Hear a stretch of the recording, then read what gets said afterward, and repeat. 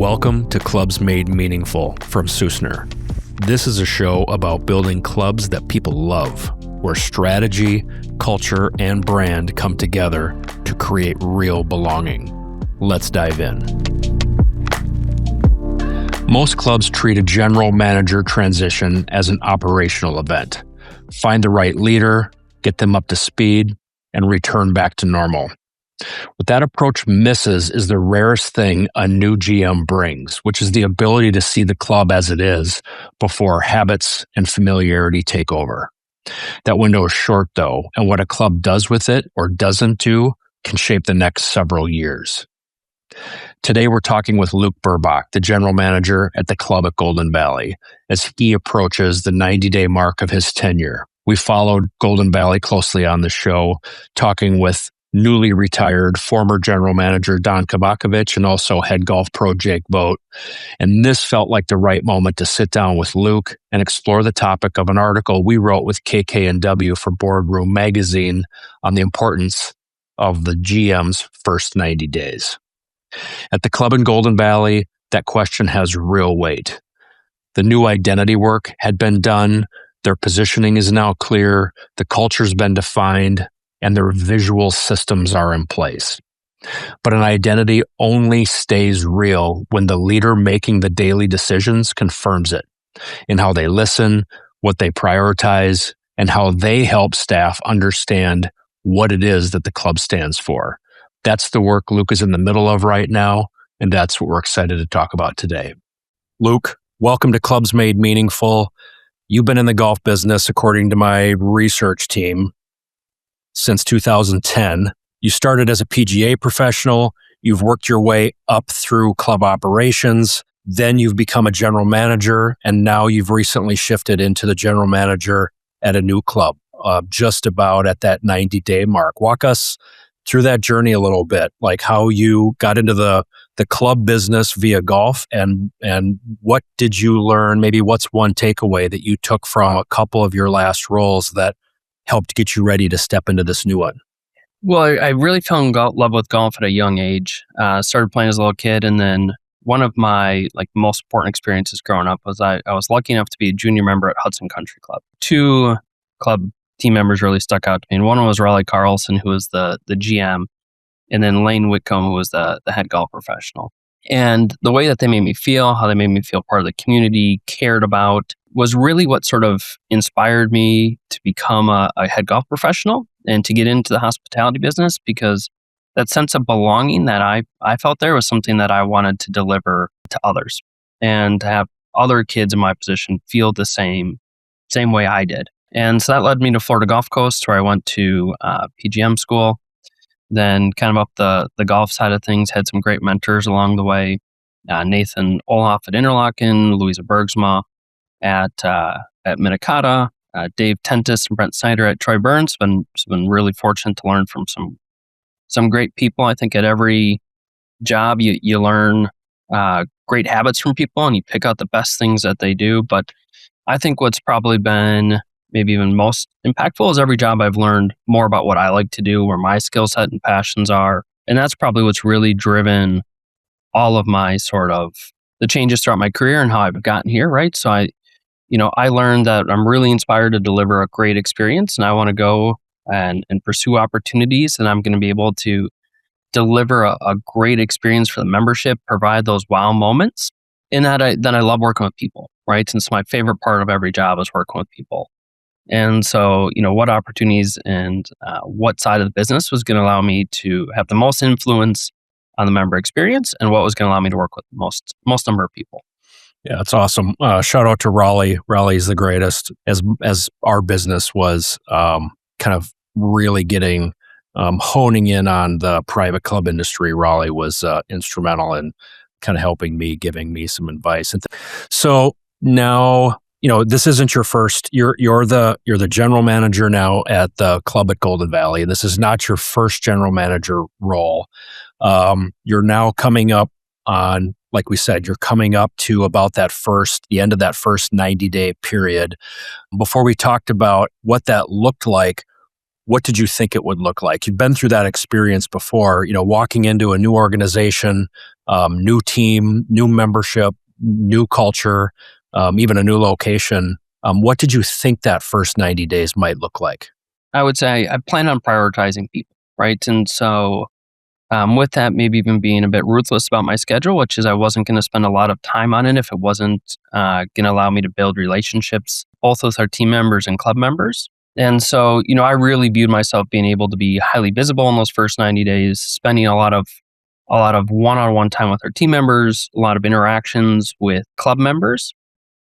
And I would say, so far largely it's been sort of representative of that. When you walk in for the first time and you start taking in and observing everything, it's such a critical point. It's fresh eyes, no bias. I mean, there's a perception that you have come in with. Club that you're now joining has a reputation. It's in the same market that you worked in previously. So you were aware of it. And it's a small, relatively smallish community. So it's not brand new.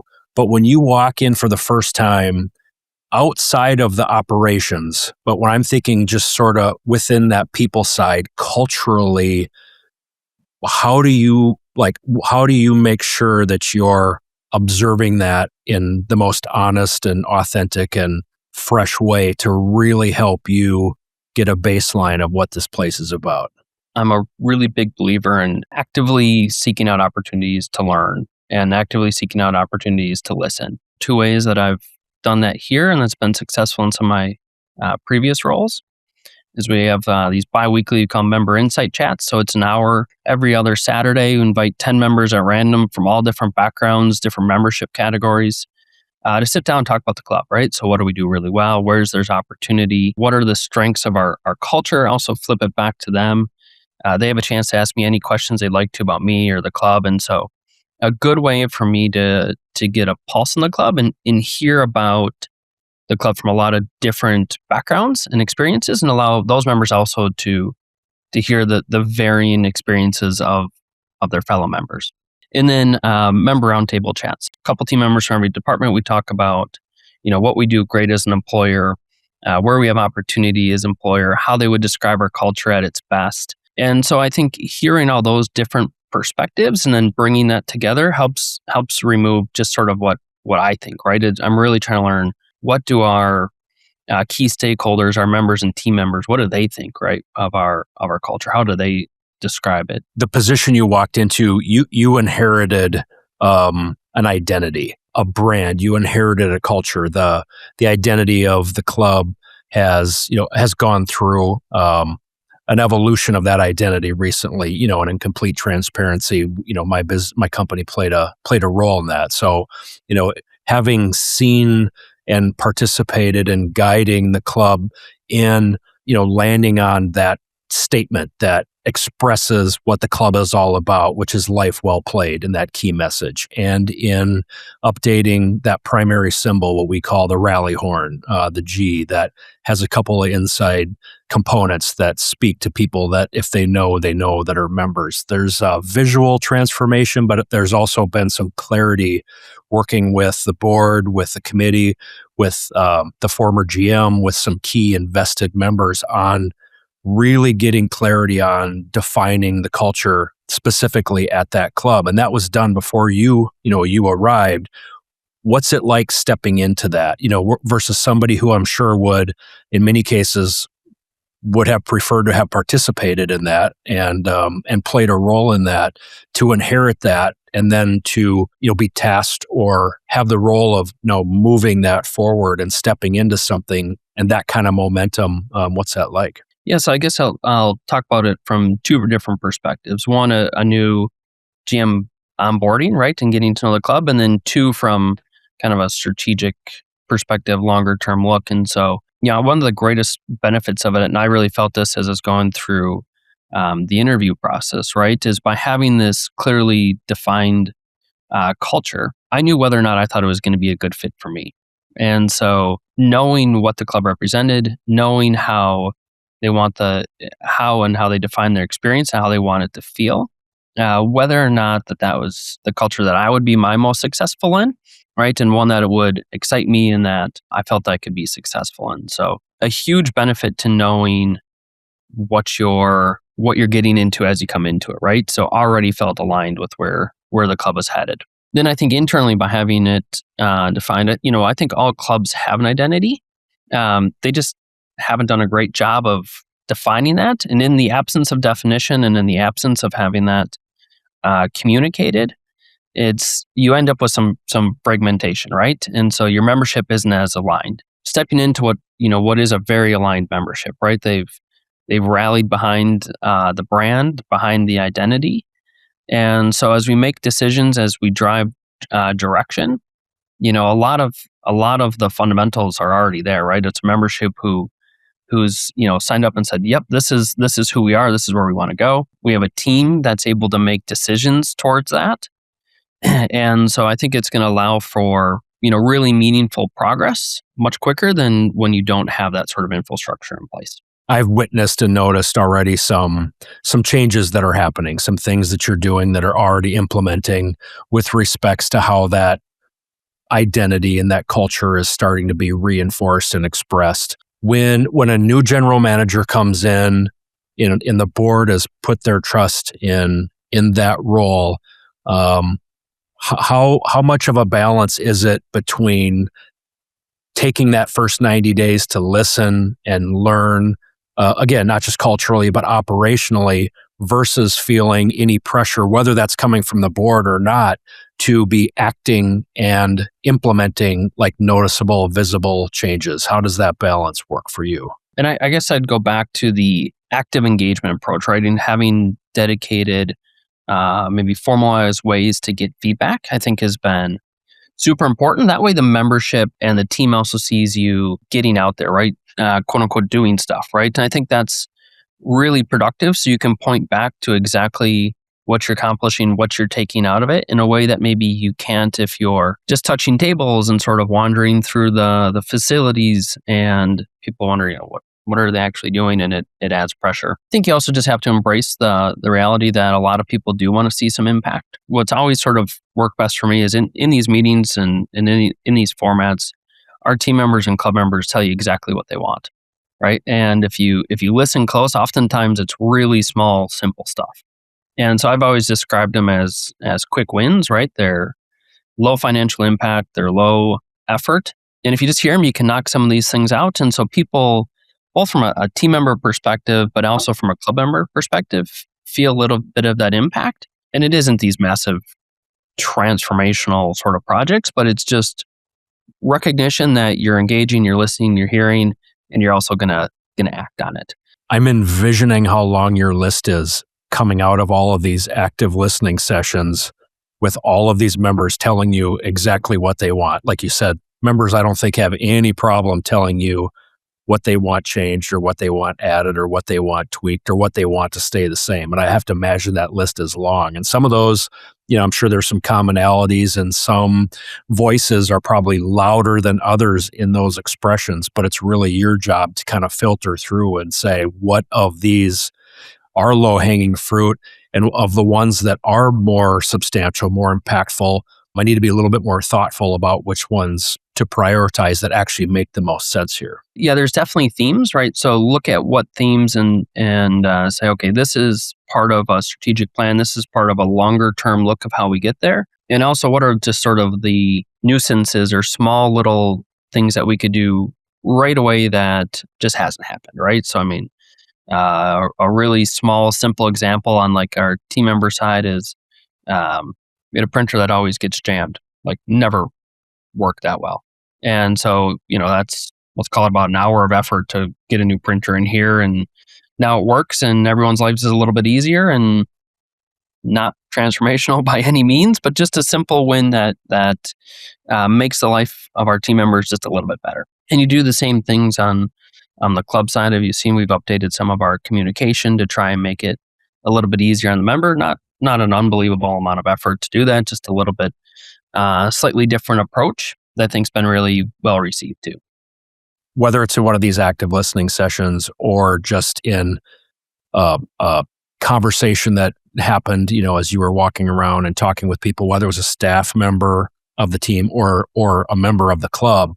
Um, any of those conversations, or have you had any experiences that shifted how you think about this particular club compared to how you thought about it as you were coming in or as you were interviewing from the position? Any changes or even confirmations once those experiences started to happen? Yeah, probably more confirmations. I mean, I think one event there or sort of day that sticks out is I was here through dinner service, and it started off with this family of four. They came here after school. They've got a table. 2 minutes later, it's eight, and then I went into my office and I came back out, and the table now had expanded to four families. And so here are four families that didn't know that the other one were coming to the club, right? And they just sort of came, and they're friends and they were friends. And so, their kids were friends and they were friends. And then they built this great table of community, and everyone was having fun. And then as the evening moved on, right, the kids transitioned to our bistro and were playing games and hanging out in there. And the parents had a few extra minutes to enjoy, dessert and an extra cocktail. And really started to hit me like, this is exactly how a club is meant to be used, right? Here's great community that's being built. Here's long-lasting friendships that are being built, and an experience that you can't have just anywhere, right? You can't have that sort of freedom to just let your size of your group expand, and the freedom to let your kids go have an awesome, fun time playing and hanging out in a separate space. And so it's a good reminder that that's a strength that we really need to continue to double down on, right? And make sure that that isn't just something that happens once in a while, but we have that sort of experience happening all the time for all the different families here at the club. Yeah, it's awesome.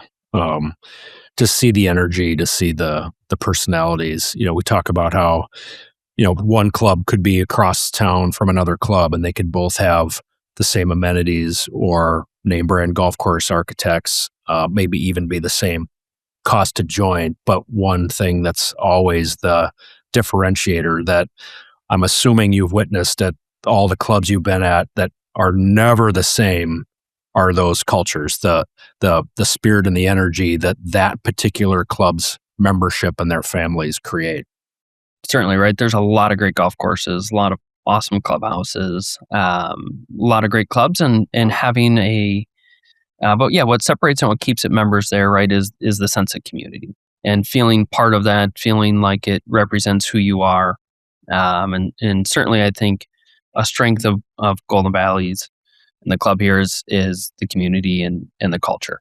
And so if you've got a great culture and if you've got a great piece of property, you're going to have a really great club for a long time.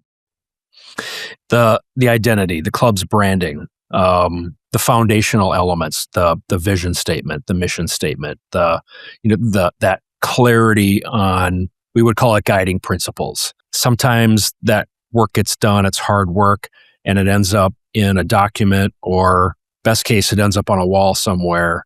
But we think about guidance on how staff great staff and how staff great members, and language that gets used and phrases and turns of words that at this organization, these are the kind of things that we do say or don't say that reinforce and nurture the way that we are and how we want to continue to craft and build that reputation that we want. What I don't have a direct line into is like, how do you take all of that and then activate that into your staff? Is that already started to happen with all the conversations that you're having, or is that continue to phase in? I think you said you just met with, the last member of the team. That, to me, that feels like a very large initiative, a very big responsibility to basically be the steward now of that identity and make sure that the staff is living that. How's that going? Feel fortunate I stepped into a culture and a team here that was really pushing it, right? And so my biggest responsibility right away is just to make sure that they have the resources and tools to be able to embrace this and activate it throughout our experience. And so, that's been one of my focuses right away, and part of even these conversations is, what resources and tools do you need to be able to best represent, the club's vision to help get us there, And so really fun. Large part they're pushing me harder than I'm pushing them to make sure that this is done. But I do think there's also that second element, which is just asking the questions, right?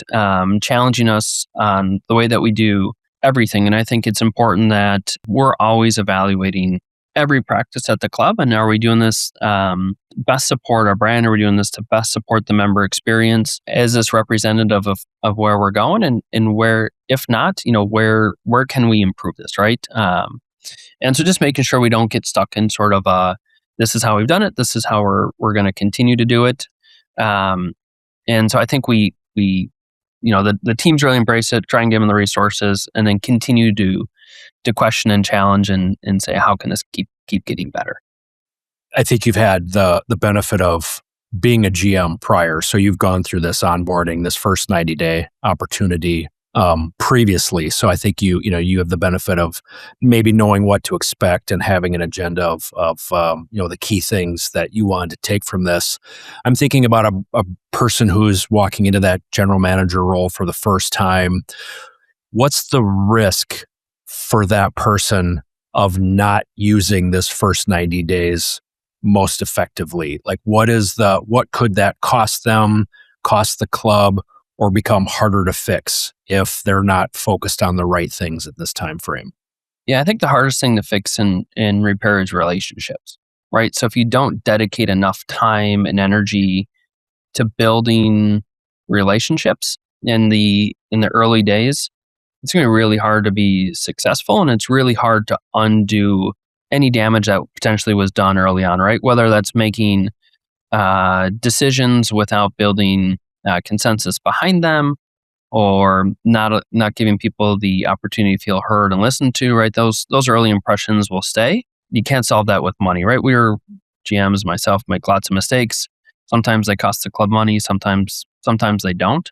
But those are easily corrected, right? If you paint the walls the wrong color, you just paint them a different color. But when we're talking about relationships, it's if you don't approach the first 90 days in the right manner, you don't build meaningful relationships, it can be hard to undo that damage. And it also can be really hard to make progress, right? You're going to have to make decisions at times that aren't popular. You are going to make mistakes, and the way you get through those is by having team members and club members know that you really care about them, you really care about their club, and if you don't take the time to get to know them and build that relationship, progress is really difficult. If I was gonna one last question, if I'm a GM and I'm listening to this and I'm either about to take a GM role or I'm about to transition into my first day at a new club to me, what's one point of advice that you would give that person that they could be or should be thinking about or doing heading into that new position? I think it's just be authentic, right? Make sure that yourself, you're going to get lots of advice on how to handle it. You're going to get, there's going to be lots of expectations on you and expectations about how you're going to approach your first 90 days and what that first interaction with you is going to feel like at the club. And, not to try and necessarily meet other people's expectations or trying to match how you approach it to what you think they want. You don't want to have it be unauthentic and then a year later you're trying to change what people have gotten used to feel like it's more you. It's a lot easier just to be yourself from the start. Couldn't have said it better. Really appreciate your time. This is an awesome conversation. I'd love to do it again sometime. Thanks for joining us today. I would too. Thank you so much. Really appreciate the opportunity. This conversation has been a great reminder of how rare and valuable the first 90-day window of a general manager's onboarding really is. Luke's approach, listening before acting, honoring what was built before him while finding his own footing, is exactly the kind of leadership that turns a strong identity into a living culture. One more thing.